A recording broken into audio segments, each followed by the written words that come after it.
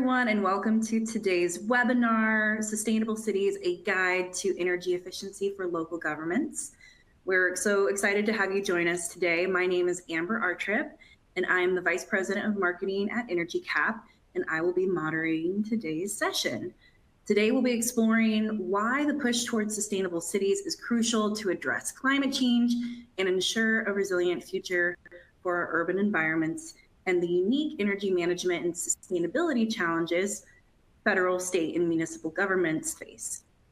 We have an amazing panel of city energy and sustainability leaders here with us today who will dive into the practical applications and best practices for managing utility, energy, and all other sustainability data to enhance efficiency and reduce carbon footprints. We are so thrilled today to be joined by a great panel of experts. We have James Bush, Energy Initiatives Manager from the City of Lexington, Kentucky with us, along with Matt Anderson, Assistant Director of Mobility and Sustainability for the City of Coral Gables, Florida, and Faith Martin, Energy Analyst for the City of Norfolk, Virginia's Office of Sustainability. So thank you all for being with us today. But before we get started, I wanted to address just a few housekeeping items. Note that the slides will advance automatically throughout the presentation. To enlarge the slides, just click the Enlarge Slides button located at the top right corner of your presentation window. If you need technical assistance throughout the presentation, please click the Help widget located on the bottom left corner of your console. And we encourage you to submit questions at any time throughout the presentation using the Q&A widget at the bottom of your console. We will try to get to as many questions as we can at the end of the webcast. But if there's a fuller answer needed or we run out of time, we will be following up to answer all of your questions via email after the presentation. So please know that we do capture all of your questions. And with that, I'd like to kick it off to our speakers to give a quick introduction of themselves and tell us a little bit about their background in sustainable cities. So why don't we start with James? Why don't you introduce yourself? Oh, welcome. James Bush, a Senior Program Manager for Energy Initiatives here in Lexington, Kentucky. I'm a certified energy manager, a background in mechanical engineering and energy efficient buildings, which is a good fit for the applied nature of my job. I work with the divisions across government to make their operations more efficient. Really anything that reduces energy and water or saves money is fair game. Amazing. Faith, why don't you go ahead and introduce yourself? Yeah, hi everyone, and thank you, Amber, for the introduction. My name is Faith Martin, and I'm an energy analyst for the City of Norfolk. I've been with the team for about 4 years now, but before this, I was working in the recycling and waste field, and now I am focused on managing Energy Cap and all of our utility and energy data for the city. And then my background is mainly in outreach and education, so this was a bit of a pivot, but I'm really excited to be here and share with you all what I've learned. Amazing. And last but not least, we've got Matt Anderson, we had a little bit of technical difficulties before the session, but he's able to join us via phone. So that's why you're not seeing his video, but he is here. Matt, why don't you introduce yourself? Hello, everybody. Excited to be here. Matt Anderson, Assistant Director for Mobility and Sustainability here in the City of Coral Gables. I've been with the city 10 years now. I started as the city's first sustainability professional almost a decade ago, and now I oversee not only our sustainability and resiliency initiatives, but also all of our alternative transportation in the city, including our trolley, freebies, and our micromobility program. I am a lead AP professional, and my background is in environmental studies with an area of specialization in environmental education as well. Looking forward to being here today. Awesome. Thank you, Matt, Faith, and James for being here today. But let's go ahead and get right on into it. I would love to start our discussion off with how each of your cities have developed their sustainability initiatives and goals. And for example, like where did the targets come from? How are you pacing towards those targets? Who's driving these particular sustainability initiatives? So with that, Faith, why don't you kick it off for us? Yeah, of course. I'm happy to get started. So, the City of Norfolk actually has an official climate action plan that was adopted by our City Council in 2019. And it covers a multitude of sustainability goals. It ranges from education, waste, renewable energy, food, transportation, and then what is my specific role is building energy efficiency. So we have about 63 strategies in total that are outlined, and it's really just kind of created a pathway for how we want to move forward. So building energy efficiency is kind of the target area that we have really focused in on in the city. And we have a couple of initiatives that we've pulled together that have helped us really advance that and helped us track it.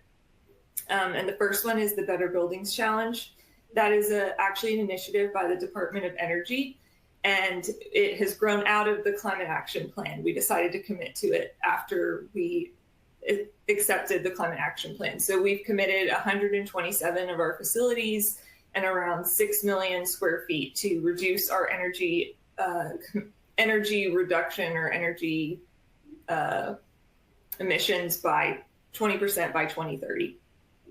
So there aren't actually any like energy efficiency that's happening from it, but it's been a great way to track our goals, to find a baseline, to see how we need to move forward. So because we started in 2019, we can see how we've improved since then. And we've already this year, I think our data was just released for 2023, about a 9% reduction. So we're almost halfway there. And this is just like getting started. And then with that, we also have our What's Going Down program that kind of supports the Better Buildings Challenge. And this is an energy efficiency engagement program with our employees, which is kind of like where my background has come in. And we have around 80 who are in our facilities who are championing energy goals. And as the Office of Sustainability, our job is to support them. We provide them with resources like flyers, education, materials to share with their coworkers. And then they get a lot of really fun swag, which is why people sign up in the first place. So blankets, fans, t-shirts, and it's been really great. It started in late 2023, so we haven't necessarily seen how that has contributed to energy efficiency yet. But what it has done is it's really created an awareness of energy efficiency within our city. It's created a community of like-minded people. And now when you go into the facilities, you see our little branding logos and can tell that this is something that's really a team effort and people are getting on board with. So this is kind of where we're starting. COVID kind of put a wrench in things, but we're happy with how it's going and feel like we're getting a lot of city and employees. That's amazing. As a marketer, I love the play on words there, the what's going down. Yes. It's great. And it's really great to also see you get, folks engaged kind of at the grassroots level. That's really good story. James, why don't you tell us a little bit about the evolution of sustainability and energy efficiency at your organization? You bet. And that's a good word for it. It's a journey that continues to evolve, but it really started in earnest 2005 and then again 2008 when the administrations at the time endorsed the U.S. Mayor's Climate Protection Agreement. And I don't think they knew what that would entail, but they recognized it's important. It was something that wasn't going away, and that they would be needing community leadership, wanting it to be supported externally. So that really sent a signal then that the city was providing resources to facilitate stakeholder meetings. And we had broad support, the main entities, the university here in town, the public school system, environmental groups, the utilities and nonprofits. So we had a broad cross section that sat down to begin the discussion, not to debate on climate change, but really to focus on the task at hand of making the community as a whole more sustainable. Those who really shared that common embrace that energy efficiency is good for the environment, it's good for the economy, and from that, the there were a lot of firsts, one being the first greenhouse gas emissions community-wide now, and we baselined in 2007. There was also an objective that you need to start now with annual reductions in energy, and then broad recommendations largely focused on energy more so than sustainability. But that went before our council at the time, which adopted it in support. And then there was, some lean years, but one of the recommendations which proved prescient really was that you need a dedicated person to hold this together. So in 2022, Lexington hired a peer of mine, but a first program manager senior specific to sustainability. And step one was really to reconvene this stakeholder group, to review those recommendations. And from that, we have an updated inventory with a 2021 baseline and now a objective for net zero by 2050. And that on a parallel path as a city with zoning requirements, there's a law that requires a comprehensive plan. We do that every 5 years with a 20-year outlook. And as continuity, that plan shares the net zero by 2050. So whereas we talk a lot about targets, I see it more as a vision for the future, and we're just beginning down that road now. That's really great. It's cool to hear the story of how it started back in 2005, and really the primary initiative at that time was energy efficiency, and now you're kind of phasing into the next era, which is starting to calculate carbon and do all of that work. So it's really great to hear your story. Thanks, James. And last but not least, Matt, let's hear your story. Yeah, absolutely. So our journey here in the city of Coral Gables when it comes to sustainability really started in 2015. That's when the city developed its first sustainability management plan. And I really like to tell the story behind that plan because really we hired an outside consultant, we brought them in, and really it was our department directors at the time that all came together and put these projects and really helped put this plan together and in action. So at the time, the department directors identified projects in different focus areas, including energy, fleet, water, waste, transportation, outreach, and even in finance. And we put together over 25 projects that they wanted to see the city implement over the next, over the 10 years of that plan. And what was beautiful about that was, government gets a really bad rap for creating these documents that, you finalize them and they sit on the shelf and collect dust. Well, that is not what's happened with our sustainability management plan. Really, it's been a living document over these last 10 years. And I'm proud to say, we set goals originally as part of the plan to reduce our energy, fuel, water, and greenhouse gas emissions by 20% by 2025, which also aligns with the city's centennial anniversary that we'll be celebrating next year. We also were able to do a 2013, 2017, and 2019 greenhouse gas emission inventory, both on our city operations and our community-wide emissions. And I'm proud to say, through the progress and the leadership of our department directors and everyone in the city, we've been able to achieve most of the goals that we've set forth in our plan, including our electricity use being down 20%, our water use being down over 20% as well, and our overall community greenhouse gas emissions meeting our target goal of 20%. Now, in saying that we've met a lot of our targets, our journey certainly does not stop there, and we look forward to continuing to surpass those and, implementing new initiatives, over the next 10, 20, 30 years to make our city a more resilient, sustainable community. That's amazing, Matt. Congratulations on hitting those targets ahead of schedule, it sounds like. So it's great. So what's next for the city of Coral Gables, and who's driving these sustainability initiatives? So, as I alluded to, we have a lot of support from our leadership, both from our city commission and from our city leader, manager and assistant city manager.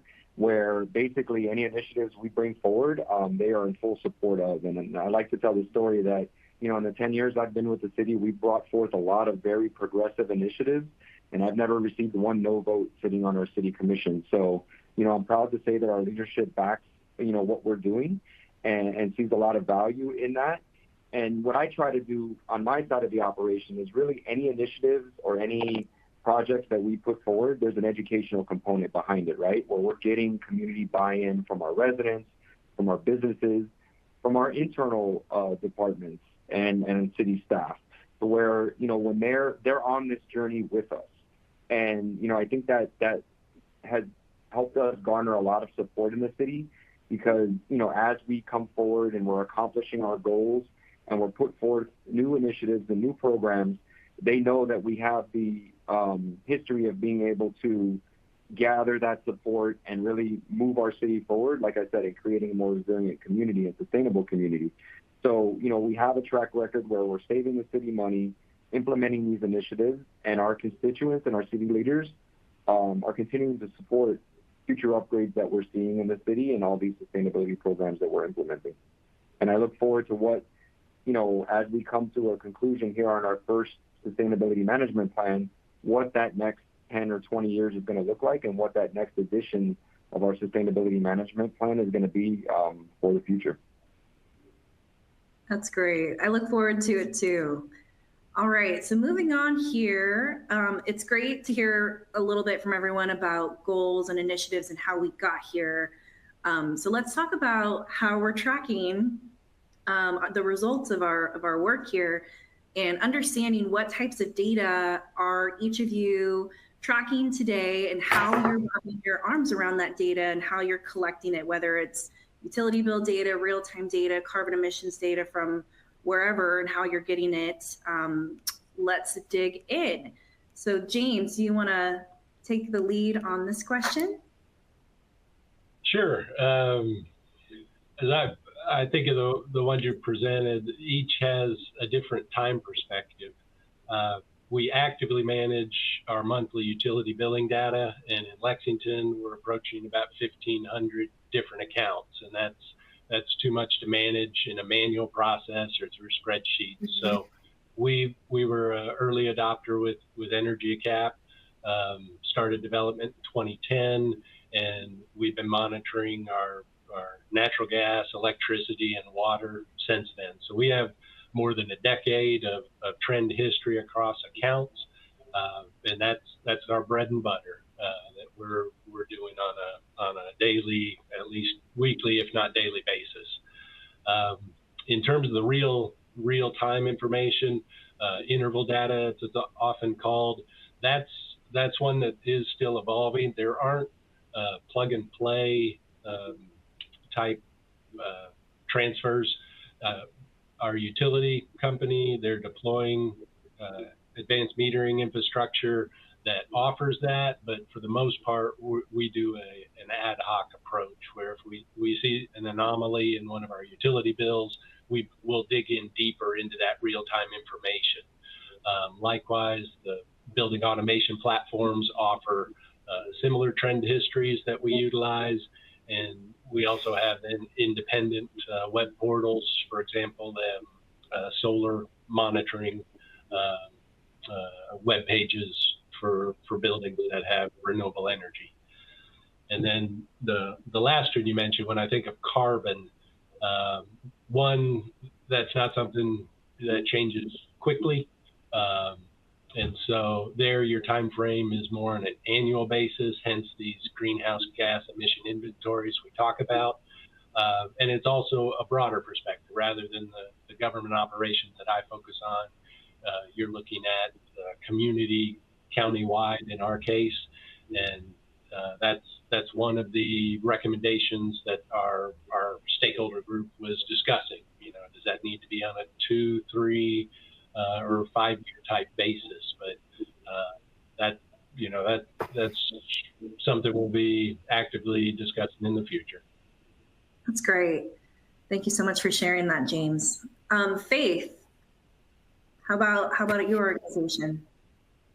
Yeah, so we're kind of similar to James and his team over there at Lexington. We've been using Energy Cap for about 10 years, I believe. We have data in the system since about 2015 as the earliest, and that includes mainly water, natural gas, and electric. And also similar to Lexington, we have about 1,100 accounts. So it's a lot of data, a lot of utility bills. These are coming every day that we're uploading these, that we're managing these. So having them all in one place has been really helpful for us. It's also been really beneficial for any type of projects that we undergo as this Office of Sustainability, specifically like justifying upgrade projects. We had one recently in the Police Operations Center. Like the crack units, this is what they're called. They're like computer AC units, basically. We replaced those with some sustainability funds. And then from that Energy Cap data, we were able to see it just decline drastically from the day basically of implementation. So these kinds of projects help give us some grit when we're wanting to do upgrades. Like, hey, look at all these savings. Having this data is really helpful. And then we're also using it for a citywide energy efficiency study. So if you don't know what your buildings are operating at, it's really hard to know how to get better. So it's been really helpful to just have all that information. Again, I keep stressing that. And we have a consultant, Amoresco, coming in and analyzing our city facilities through using our Energy Cap data specifically and telling us where it can be improved, where's energy being wasted. And if we didn't have that in a centralized location and we didn't have access to all of those utilities in a clean way, it would be a lot harder to make those changes, which in the end are helping us create a more sustainable city, are helping us reduce emissions. So it's not necessarily the coolest part to think about data, but it really does make a difference. And it's the foundation for making these changes. I couldn't agree more. I love the story about the crack units, though, because because not just because, but also because you're starting to see almost immediate impact of the projects that you're executing. Mm-hmm. Are you able to then capture those savings and reinvest them into other green projects, or what is the process there? So that is a great question that you brought up, Amber. We actually have a Norfolk Green Fund that was established through our city council. So any energy savings we get from these kind of projects go back into a fund that can then grow and fund other energy projects. So this is still a relatively new fund that's come about. So I think we only have like 2 or 3 projects that have been through that, with the crack units being one of them. And we're still trying to figure out the best way to, calculate that exact energy savings from it, because that can be a little bit of a challenge with varying weather usage, all of that, especially with COVID the past 3 years. So we are very fortunate to have that green fund, and we're hoping that with the success of this police operations center that we'll be able to use that a lot more in the future. That's amazing. Cool story. Thanks for sharing. And last but not least, Matt, can you share how you're using data over at Coral Gables? Absolutely. So historically, we have over 750 accounts between our electricity and our water here in the city that we track. And historically, we used to only track those via spreadsheets. And that worked well for many, many years. We had an employee that's still with us that created those spreadsheets, and we were able to track to very fine detail on that. However, with that came a lot of manual labor, and really that one employee that created the spreadsheets was the only one that fully understood it. So from a capacity perspective, we really wanted to look at starting to track this data on a more centralized, easier to understand, location. So we're actually relatively new to Energy Cap. We just signed on with the software in the last year or so, and we're still in the process of uploading our data. But really, we wanted to look at it to really optimize our staffing and our energy efficiency with the city.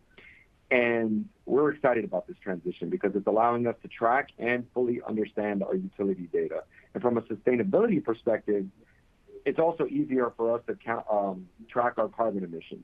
So historically, we'd also take our energy data and we'd put it into Energy Star Portfolio Manager, similar to a lot of local governments that report on that software as well. So now with Energy Cap, we've also included the Carbon Hub, which now will help us not only tracking our emissions, but then automatically reporting those through the Energy Star portfolio manager. So for us, it's really optimizing our staff time and our efficiency.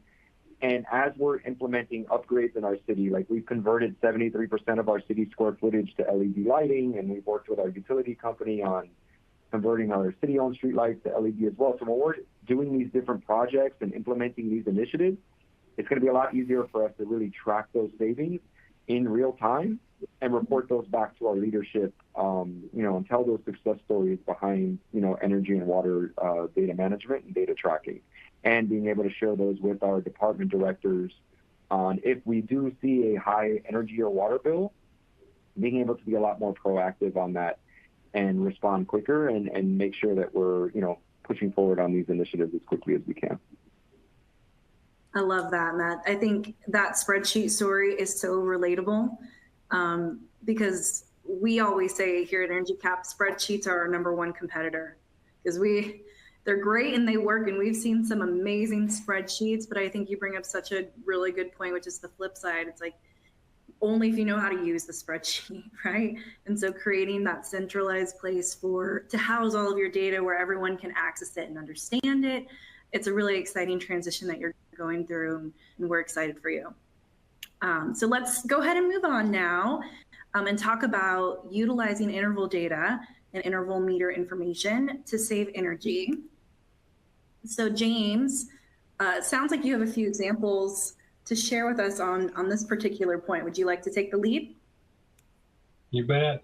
One that came to mind, ironically, is we had more technology with the installation of solar energy systems on buildings. You lose some resolution, and by that I mean your utility bill. It's only monitoring the energy that's going to the building or coming from the building from the solar panels, but any energy that's produced and used on site is a blind spot for it. So from my perspective, while on the surface, you see this dramatic drop in your utility consumption, you really don't know if your building's more efficient. So as you're comparing it to prior baselines, and for that, it requires a side spreadsheet, really. We've got utility information coming on one side. I've got knowledge about how much power is being produced by the solar array on the other. And you can combine those to get a continuity in your baseline, but it's one of those I wouldn't have expected going into things. That's great, James. And not everyone has the resources to do that advanced metering and apply technology to it. So utilizing that rich utility bill data is a really great way to start and to drill down and deeper where you can. So I think that's a really great use case. And another example, we've got a high volume gas service to one of our larger facilities. And in times of extreme weather, there's restrictions on how much natural gas you can inject or withdraw from the pipeline. And those calls never come at a good time, so they want a quick turnaround. And there we are using the interval data features within Energy Cap to have a continually updated gas consumption use, and then we also can correlate that with our daily temperature readings, so we can use then a forecast to know how much we think we're going to be using over the next 24 to 72 hours, and respond to those what are called OFOs with our natural gas supplier. That's excellent. Very impressive. Faith, is there anything you'd like to add from Norfolk? Yeah, so it's not necessarily real-time data, which, James, I just want to say I definitely relate to the challenge with solar panels and integrating that. That's one thing we are kind of going through right now as well. But as we've kind of talked about earlier, with Energy Cap, one of the great features is that it flags abnormalities. So you don't necessarily have to be looking at every energy bill and say, oh, this one looks like it might be weird. And then you can kind of compare it to months or years of data and see, oh, this is really high. So just an example of how we've used that feature. We were getting these really high water bills flagged in one of our vacant facilities. And, we kind of tapped our facilities team and we're like, hey, can you check this out? This is like $1,000 more a month than it should be. Like it should only be like $40. So they go and check it out. And just for reference, it's a vacant Nordstrom at an old mall. So they don't find anything right away. And then, we get another bill the next month and it's even higher. And we say, we've got to do something about this. Energy Cap is telling us we can see really clearly that something's not right. So we send them back, they go check it out, and they find a dishwasher like in the heart of the building that has been leaking for months. So they were able to fix it that day. It saved, $1,000 just that next month.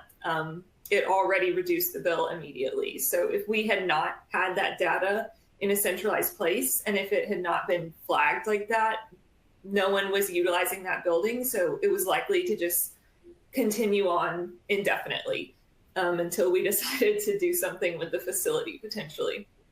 But that has been super helpful for us for sure. Water stories are always some of my favorite stories because it's also super relatable. I know I've experienced a water leak in my home, and it's it can cost a ton of money. And so some of our customers have saved the most money specifically on water bills and identifying water leaks. So it's really relatable. And thank you for sharing that story. And I think even more important in certain regions, Matt, like Florida, where water is a precious resource, why don't you tell us a little bit about how you've used data to identify some anomalies in your operations? Yeah, absolutely. So we're very fortunate. We have a really strong partnership with our county, Miami-Dade County, and we partnered with them a number of years ago to install AMI meters on all of our irrigation and water accounts at no charge to the city. And that's been a really successful story to tell because in the past, we wouldn't know if there was an underground leak in one of our irrigation systems until we got the next bill. And, we were told, hey, this is an extremely high water bill. So now, like using technology, that automatically shuts down the system if it sees a change in flow through that irrigation system. So it allows us to respond quicker, be a lot more proactive, and save tons and tons of water. So now with Energy Cap, we're able to track that even closer and set higher goals for us to reduce our water use throughout our irrigations and throughout our buildings. So we're really looking forward to that. And again, really coming back to the point of allowing us to be more proactive rather than reactive, and just saving a lot when it comes to water usage and water costs. So yeah, telling that water story, we all have them. And I think, leveraging partnerships that we have and utilizing technology to the best of our ability has been a real success story here in our city. That's amazing. Yeah, I think that's what it's all about, is being more proactive versus reactive in every place and area that we can. So super exciting. I think is also really interesting is historically our roles have been very focused on energy, water, utilities. But I'm curious now with the transition to carbon accounting, climate action impact, how are you weaving carbon data and carbon savings into your work and your roles? And do you have any specific stories about carbon data? And maybe Matt, we can start with you this time. Yeah, I actually come from the opposite where, I'm looking at energy and water as part of carbon from the very beginning, right? So, in our city, we've been really focused on our carbon emissions, measuring them, setting goals, implementing actions that can help reduce our, operations, on the environment, and looking at how electricity and water play a key role in that. So every 2 to 3 years, we do a citywide greenhouse gas emission inventory. We get data from our utility companies, and we input that into, the energy and carbon emission tracking software. And we also get data from not only our city facilities, we get them from the commercial areas and from the residential, where we pull all that data in and we report on it. And it's been extremely helpful for us because, we recently in the last couple of years went through Lead for City certification and actually achieved gold certification because of how we're not only what we're doing on sustainability, but also how we're tracking our carbon emissions and electricity and water and natural gas. So, that played a big role in us receiving that certification. And we're also using software to report on our greenhouse gas emissions, which really is our biggest measure here in our sustainability and resiliency department, is really focusing in on when it all comes down to is what we're doing and the impact we're having with regards to those carbon emissions. And we want to see how we can further reduce our impact, not only within the city, but how that contributes to the overall region, right? Because even if the city of Coral Gables was able to reduce all of our carbon emissions, it's still a small part of the overall, not only region, but across the country when it comes to our carbon emissions. So we want to do our part and also tell that story.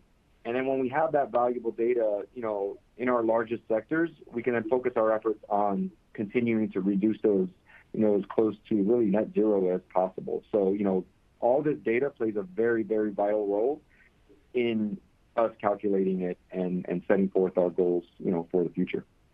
I love that. Yeah, I think data is obviously foundational, but I think what I love about your story, Matt, is how you're adding the educational element on top of it to really drive that change. So really amazing work there.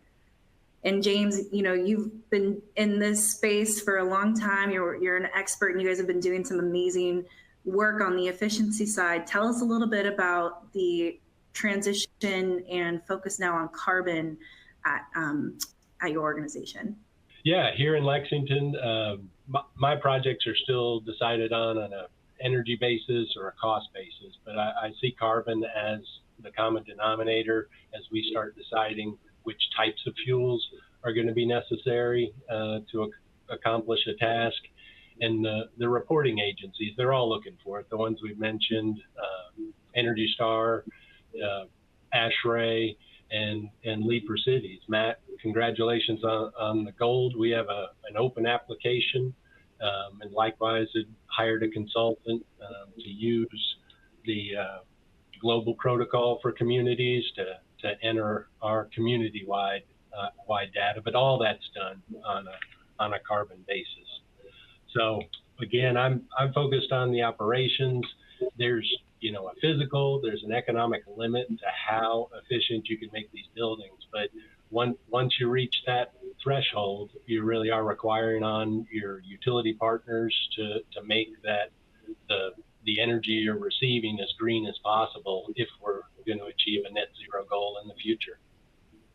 Yeah, that's spot on. And I think the other interesting thing is our buildings are living ecosystems, right? They're always changing. So there's never not a plethora of work to still be done in keeping our buildings efficient. So great job there, James. And Faith, would you have anything to add from the city of Norfolk? Yeah, so unfortunately, the city of Norfolk doesn't actively track carbon data right now. But with that, I will say that we did do a greenhouse gas emission inventory. I believe our last one was 2010, and it was revealed that buildings were the #1 source of our municipal greenhouse gas emissions. I think it was attributing about 70% of our emissions.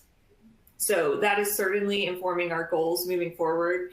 As I mentioned before, the energy efficiency side is kind of where we are being most aggressive, putting a lot of our effort. And that is largely because all of our the majority of our greenhouse gas emissions are coming from our facilities. So if we can really reduce that, then we can have a better impact on our community, on our region, as Matt and James are both saying, and overall just be a more sustainable city. So in the future, we hope to track that, but we're hoping our goals now kind of help address that as well. I think that's great. I think you're focusing on the right things. It sounds like if buildings take up most of your, or account for most of your emissions, you're focusing on the right areas. It's great. So let's go ahead and move on. Now that we've covered how your cities are tracking and using data, what types of data, and how you're collecting it, let's share a little bit about some of the challenges, best practices, other things you've learned along the way that you think would be helpful for this audience who's maybe looking to kick off or accomplish some of the work that you guys have already tackled. So Matt, why don't you kick us off here and share a little bit about your journey, what you've learned along the way, and if there's anything you'd like to share. Absolutely. So yeah, I've been in the sustainability field for many, many years now. And the one thing about it is sustainability is such a broad field, right? Like we go from focusing on any given day, electric vehicles, energy reduction, waste and recycling. Like there's so many different things that we cover within sustainability that I think relationship building is such a key component to that, right? Because most sustainability departments, you have one or two staff or, even a larger department, but you're working across all city departments. You're working in your community, with your residents, with your businesses. So building and maintaining those relationships to me is absolutely fundamental in accomplishing sustainability goals. So, working internally, like I said, with your city departments to ensure you have buy-in with your leadership, really taking them on the journey with you is absolutely key. And, ability to turn departments and doing deeper dives on data and working with them on being able to accomplish your goals. Because I think without collaboration, you won't be successful at achieving a lot of these sustainability goals. So, and having that leadership buy-in, I keep coming back to that because when you have leadership support and you're able to push forward on a lot of these initiatives, that's why, when we do initiatives here in the city, I always take the time to tell that story, right? To tell the success or the failure behind it, but most of the time the success that we have, because that's how you get buy-in and you build up this level of support to be able to continue to push forward on a lot of these initiatives that are coming when it comes to, reducing your energy, reducing your water, focusing on carbon emissions and reducing your overall community-wide carbon emissions. So to me, the main thing is, getting leadership buy-in and building those relationships both internally and externally and maintaining those relationships because, again, it's really everyone being able to contribute to these overall initiatives. And like I said, building a more sustainable and resilient community, not only for our current generation, but also our future generation as well. That's amazing, Matt. I think sustainability is a team sport, is what I heard you say. And I think it's sometimes, sustainability leaders can find themselves reaching across the aisle, cross-functionally, bringing teams together who may not have ever communicated together in the past. So I think that's such an important lesson and a really, really great bit of advice for the folks on the line. Faith, any advice you'd like to give to folks on the call? Yeah, first I want to definitely second what Matt just said. Relationship building is by far the most important thing you can do in this field. I talk a lot about our facilities internally, and our facilities maintenance team is absolutely key. That relationship, they are the building experts, a lot of different fields. They're experts and they have so much knowledge, and it's important to just remain humble and not be afraid to ask for help and rely on them. And then with that, as the point of asking for help, I wanted to point out that there are so many good outside resources as well. You don't just have to look within your municipality or your community. Just the three of us on this call were from different areas of the country. I'm personally involved with the Southeast Sustainability Directors Network. I'm part of a Virginia Energy Work Group. All of these different organizations that just meet to talk about energy cap too. So they hold so much valuable information that I can take back. I can bring them our concerns. I can learn from them, and then we can apply it back to our community. And specifically, we heard this awesome employee engagement program. I think it was from the city of Charlotte. And now we're trying to come up with how we can use some of their ideas. And everyone is just so kind and willing to share. So for sure, if you're feeling stuck, start reaching out to people, because everyone in this field is also very willing to help and really excited to share and go on this journey with you. That's one of the things I love the most about this industry is how collaborative folks are and not competitive, so willing to share ideas and things that have worked for them. We see that on we have a community, which everyone's welcome to join, called Eco Champions. We'll send you guys a link, but we're seeing a lot of that type of collaboration happening within our own community, within the other communities you mentioned, Faith. It's so important to reach out and connect, because oftentimes some folks in energy and sustainability are one-man shows, one-man teams, or one-woman teams. And it's hard to do it alone. One or two, exactly. So it's always good to reach out and see what other folks are doing and learn from them. And James, is there anything you'd like to add? Oh, it's unanimous. I mean, what Matt and Faith said, it's absolutely about relationships. I think, in terms of someone just starting off, the utility companies hold a lot of that information you need. So I think reaching out to them, maybe even getting examples of the data that's available if you have to bring in some IT help. But then internally, and Matt was square on with the ability to tell a story. Data, account numbers, those are impersonal. So you want to make it approachable, make it personal. So to be able to bring your data to represent a building or a facility that your employees are working in, that's where you start getting the connection that they care about what's happening and how can we do better, how can we reduce that energy. I love that, James. As a marketer, it's all about storytelling, right? What can people relate to? They can relate to a building, they can relate to the lights and understanding, hey, I should probably turn these off, and what does that impact, right? So helping them understand their individual impact through storytelling is a great idea. And I think this is a really good transition into our final topic of discussion for the day. Each of you have gone through the process of purchasing software, or at least your organization has in the past.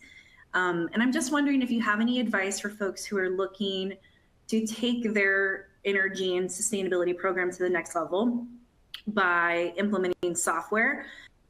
What are some key considerations that cities should make when they're selecting software, and maybe, what should they be looking out for? What are some things that you love about the software that you use that cities should be looking out for? And maybe, James, we can start with you for this one. Sure. It's been a while, but I guess the advice I'd give is to consider whether this is going to be a standalone system, or does it need to integrate with other platforms? Your financial system is an obvious one, and that brings in a broader crowd. You'd have your accounting, your finance, and likely some computer staff. But if it's lean and it's isolated to just your management functions, that's an easier entry point, if you will. And then the utility providers, again, I alluded to getting a sample of their files. And the idea, you want to spend as less time reformatting or having to process data as you can, because the real value is being able to identify problems and act on them, not simply reformatting CSV files and the like for upload. Exactly. Great advice. Faith, anything you'd like to add here? Yeah, I can talk more about what James started in with. So I think the first thing is to know what your goals are, what you want to be doing. So Energy Cap is great because we can track our energy efficiency data, but at the same time, as James was alluding to, it is capable of talking to our financial software. So that is potentially what was the biggest draw. I was not here when it was first adopted, but it now has completely streamlined our billing process. So that was a major draw for this software, is that now we don't have to manually pay 1,100 checks each month. So it's made many different departments easier. Many different employees are very happy to be having this tool. So I think as you're looking to maybe transition away from spreadsheets, or you're looking at what type of energy tracking software, or maybe what function of Energy Cap you'd like, just think about what's important to you.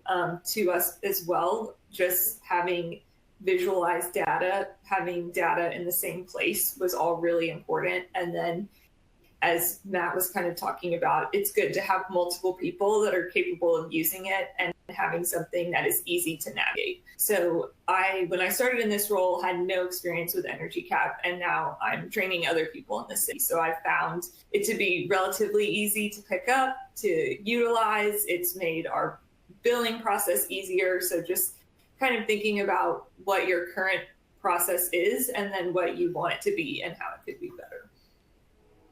I love that, Faith. That's great advice. And now you're a power user. I love it. Yes. So I think we're running short on time here. We've got just a few minutes left. So I want to shift to some audience questions. So I really love this question. It kind of ties into the previous question. It comes from an audience member. Is there any advice for building the business case to purchase a software tool? Great question. Anyone here like to offer up an answer to that one?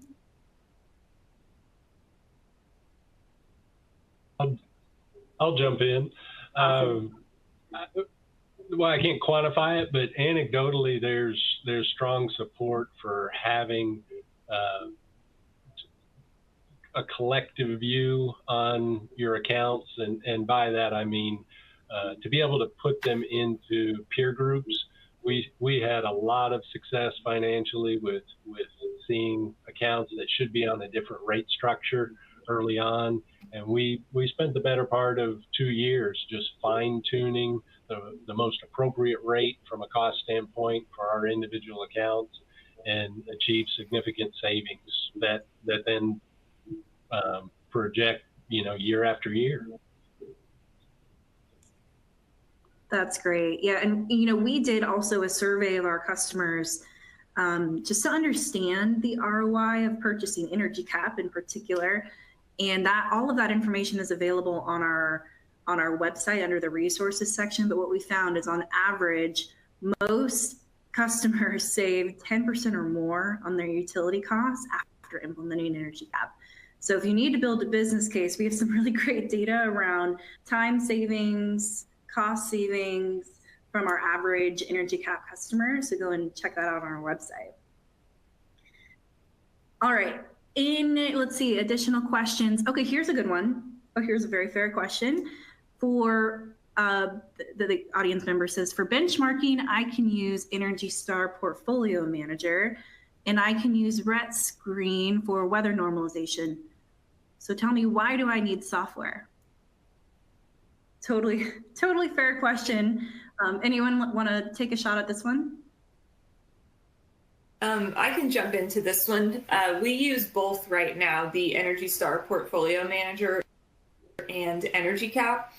And what I find really beneficial about Energy Cap is that it is all automated for us. So I upload an EDI file pretty much daily, and then all of our bill information for like 100 bills are just automatically put in the system. And then from there, as we're working for the Better Buildings Challenge, we use Energy Star Portfolio to support that. It can just be one click and transferred manually. So then we can kind of toggle between them and then kind of use the benefits of both systems to their advantage. So there are things that Energy Star Portfolio has, whether we focus more on like EUI and changes specifically at these facilities, whereas Energy Cap can really help us identify utility abnormalities in a way that would be more challenging in Energy Star alone. That's great.